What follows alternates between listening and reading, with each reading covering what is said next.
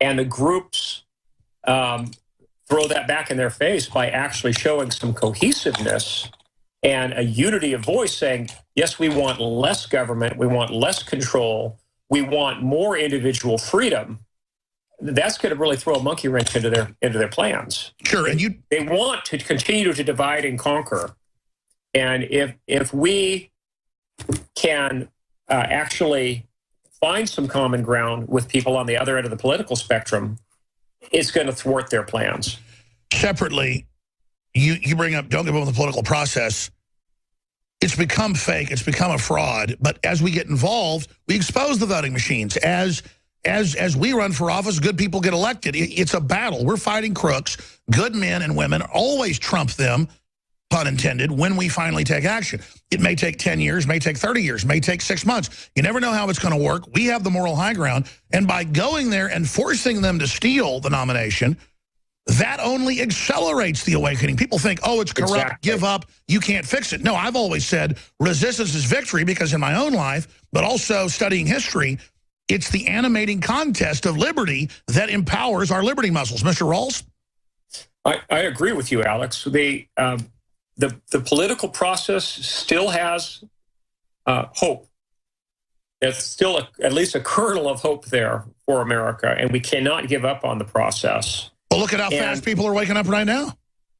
Well, people are indeed waking up, and seeing what comes out of the Republican convention, if they do their brokered deal and they do their, what it really comes down to is power brokering, and people see that, I think they can't stop people from waking up to what's really going on. And people who have called themselves Republicans for many, many years are going to suddenly stop calling themselves Republicans if they see that the convention is... That's right. It's a Democratic Party plan. They're the dominant party. The Republicans, since the Rockefeller days, just play along. They're preparing to finally go ahead and kill the party entirely and create one-party rule with a vestigial Republican Party in the South. This is the true fall of America. I want to get your take on that. James Wesley Rawls, survivalblog.com. We'll talk about the caliphate and then go right to calls, talk about your new novel, Straight Ahead, that folks can find in bookstores everywhere, survivalblog.com, in the Land of Promise, first book in the Counter Caliphate Chronicles. Look, I don't want to get up here on a high horse, but I grew up in a family that was heavily informed about politics and what was really going on in the world. And I didn't think anything big deal of it when I was a kid. Now, talk about this. People use it as a discrediting point, act like it's a secret, and play a clip from the show. I'm saying it on my show, that there were a lot of people that were Army officers, a lot of people that worked at intelligence agencies, people that knew about what was going on. They were all like Mr. America, like Superman characters, just like absolutely change old ladies' tires, go give blood, go to the Salvation Army on Christmas. Good Christian people. And they were manipulated into this whole system. And by the time I was a little kid, I mean, people come over, family come over and stuff. I would just hear about the Federal Reserve, the takeover, and the communists, and they're going to break up the family. You can't believe what these people are doing. And just people sit around the coffee table, just like, Dallas cops coming in and FBI agents and, people running around, just freaking out. And I'm like 5 years old, like watching all this. Like family getting blown up in Guatemala, being shipped in on a C-130 and, just all sorts of stuff. And Buckley works here, and his dad was down there, and they were routinely attacked by rebels in the government district, and the house blown up they were in because it had all the antennas on the roof. I'm not gonna get into the whole deal. Just the point is that I sit here and I know this is all real. I know they're coming after us, and you need to understand something. The globalists, they love third world, they love radical Islam, they love authoritarianism because it's like them. They hate Christians. They hate America. They hate free market. They hate all of it. And they wanted totalitarianism to have their way with us. They're really bad news, people. And you need to understand, people think it's brave to fight them. I'd be the most brave person in the world to not resist the globalist. If I'm out on a sailboat in the middle of a Great Lake and all of a sudden a huge leak forms and the boat's going to sink and it's freezing water, I'm going to be bailing as fast as I can to get back to shore, not because I have courage. I'm going to be busting my butt because I want to live. That's why I don't call up and say I'm a hero. Do not call up and say how great I am. Folks, it's normal to fight this. It's abnormal not to. These people are really bad, and humanity deserves not to go through this anymore. You've seen all the tyrannies, and most governments are horrible and oppressive, and now you see the way we're going. It's bad news. I want to go back and get into Zoo Novel, take your phone calls. I'm not going to belabor this, but you need to understand that the reason I can be on the same page with somebody like Rawls, or the same page as a Colonel Schaefer, or the same page as a Tosh Plumlee whistleblower, or a same page as a Lieutenant Marine Corps Colonel that was on last week, or the same page as everybody else, or the same page as congressmen that come on the show, like Walter Jones, is because it's a real page. It's like the Sammy Hagar song. It's a fact. Not my point of view, and you know it's true. And so, debate's over. We have a scientific tyranny coming in that's very easy to defeat because it's so big and stinking and open and has been so arrogant. Because all the other tyrannies came as tanks or weapons or troops. So they thought, oh, we're corporate, we're sophisticated. The hillbillies won't look at what we're doing. Well, the hillbillies wouldn't look when everything was still pretty nice. Now they're looking and they're finding out you did it. You're not getting away with this. You won't be safe anywhere with your money. I don't have some big raging thing to prove to want a war with you. I'm not an idiot. I want to stop this now. So I hope listeners and people understand this isn't a game. And when I say tell your friends and family about the show, Infowars.com, Infowars.com/show. When I tell you go to Infowars.com/show and download the free iPhone out of the Droid app, or to send out articles or to send out podcasts, some people go, well, the government will get me if I do that. We're the government. We're the people. The military is ignoring all these threats.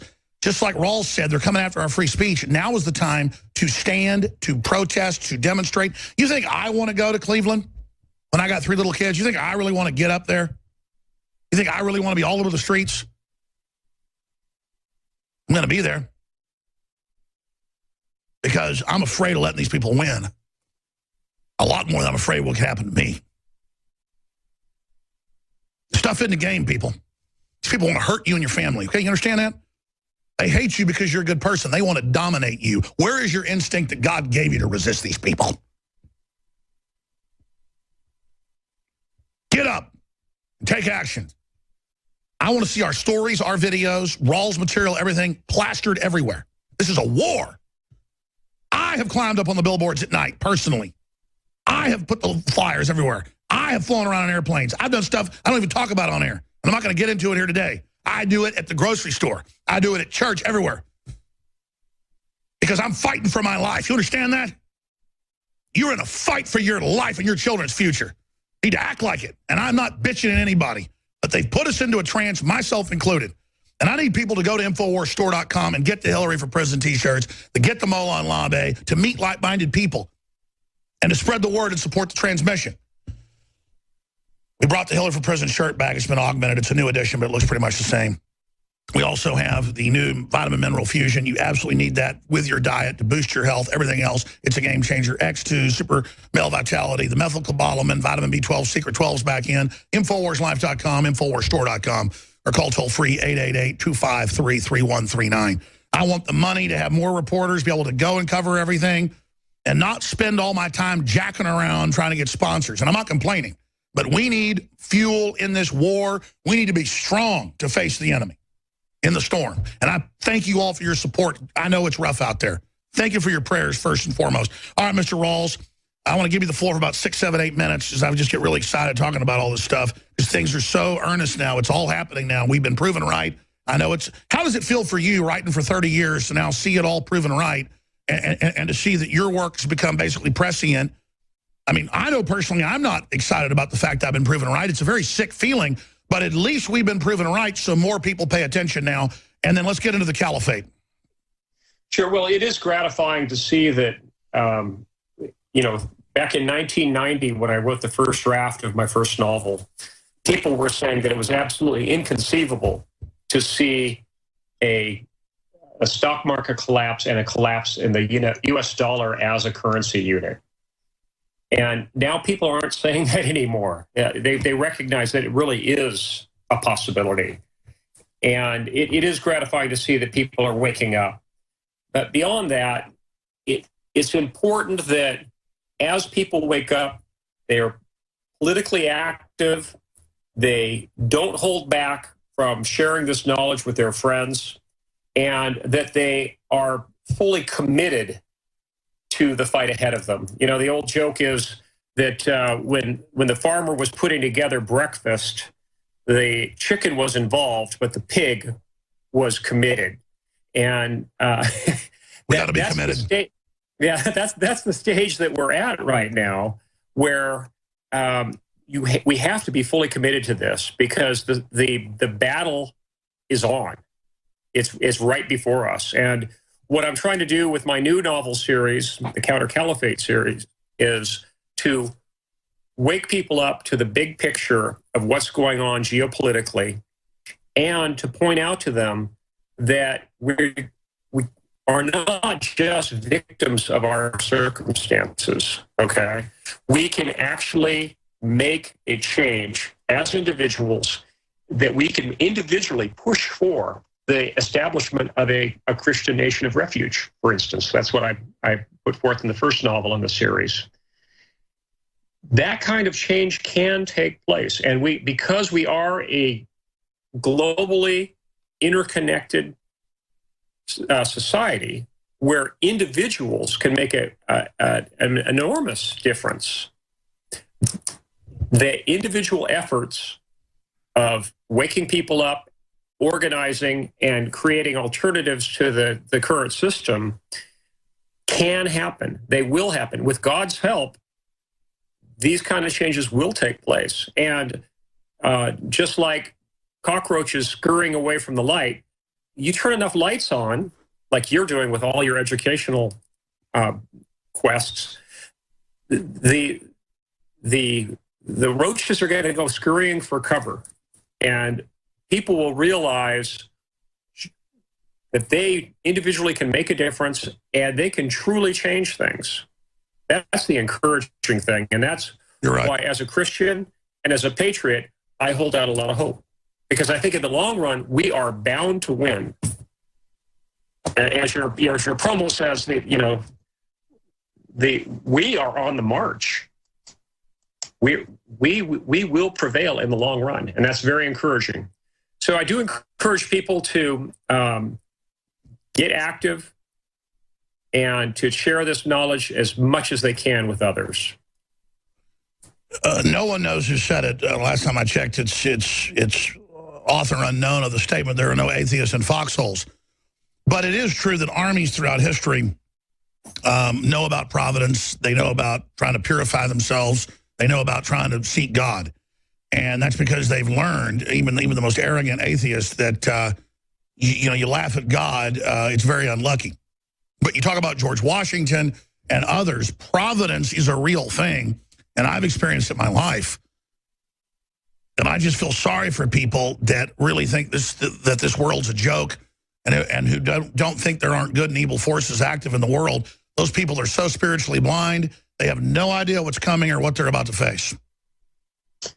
Well, that's our real hope, really, is in Christ. And as we look at this whole global political mess that's developed, we can have hope in the certain knowledge of our salvation, and we can be absolutely fearless with that knowledge in the fight ahead, knowing that we know our destination. If we're going to heaven, they can't take that away from us. So we can be fearless in this fight.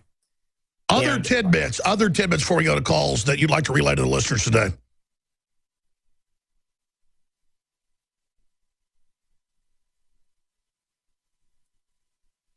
Yeah, his Skype was breaking up, and we just lost his audio. It should come back in a moment. Did his Skype completely disconnect? Okay, James, can you hear us? Yeah, I have you. Okay, any other little tidbits you want to add before we go to some calls? Well, I just want to encourage people to wake up individually, wake up their friends. It's time to stock up, team up, and train up. Because we're far beyond just politics with this now. And the